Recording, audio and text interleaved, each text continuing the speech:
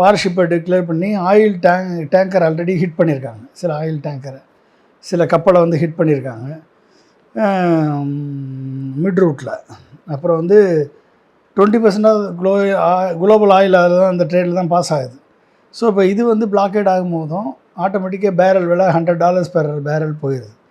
$100 per barrel போச்சு அப்படின்னா இது $150 ஒரு இது நீடிச்சிச்சு அப்படின்னா $150 போச்சு அப்படின்னா நம்ம பெட்ரோல், டீசல் விலை, கேஸ் விலையெல்லாம் கூடத்தான் செய்யும்.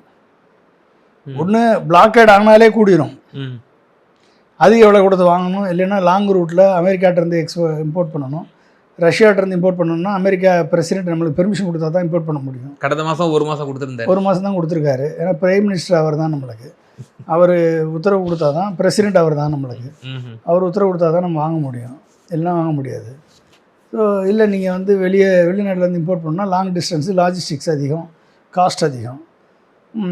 இந்த சப்ளை குறைஞ்சி 80% ஆஃப் த சப்ளை ஸ்ட்ரெயிட்டாக ஹார்மஸ் வழியே தான் நம்ம வாங்கிட்டு இருக்கோம். அப்போ அந்த 80% வர்றது நின்றுச்சு அப்படின்னாலே நம்ம மாட்டிக்குவோம். நம்ம வந்து நம்மளுடைய ஸ்ட்ராட்டஜிக் ரிசோர்ஸ் வந்து 9 நாளைக்கு தான் இருக்குது. 1 மந்த்துக்கு அவங்களால தாங்க முடியும்னு சொல்கிறாங்க.